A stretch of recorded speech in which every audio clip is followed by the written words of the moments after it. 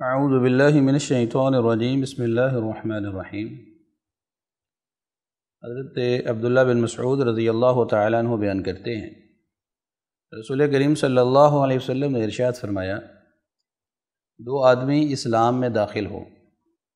ان میں سے ایک آدمی دوسرے کے ساتھ تعلق کو توڑ لے، اگر اسی حالت میں دنیا سے چلا جائے تو وہ شخص جہنم کے اندر داخل ہو جائے گا۔ عصر حاضر کے اندر ہم دیکھتے ہیں لوگوں نے اپنے دوست احباب کے گروپس بنا رکھے ہیں کہ جن کی وجہ سے وہ اپنے خونی رشتہ داروں کے ساتھ قطع تعلقی اختیار کر لیتے ہیں۔ جو دوست احباب ہیں وہی ان کے دسترخوان کی زینت بنتے ہیں، اور اس دوستی کی وجہ سے ہم لوگ خونی رشتہ داریوں کو توڑنے کے لیے تیار ہو جاتے ہیں، جبکہ آپ صلی اللہ علیہ وسلم کا یہ فرمان موجود ہے،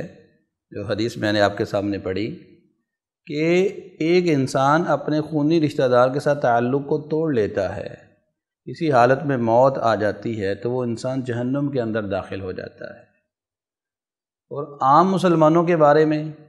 آپ صلی اللہ علیہ وسلم کا فرمان موجود ہے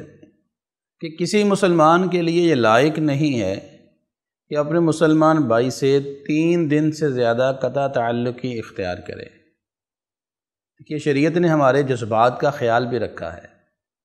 کہ 3 دن تک آپ اپنے اس غصے کو ختم کریں اور اس مسلمان بھائی کے ساتھ اپنے تعلق کو دوبارہ جوڑ لیں۔ آپ صلی اللہ علیہ وسلم کا فرمان ہے، ہر سوموار اور جمعرات کو اللہ کے دربار میں اعمال پیش ہوتے ہیں،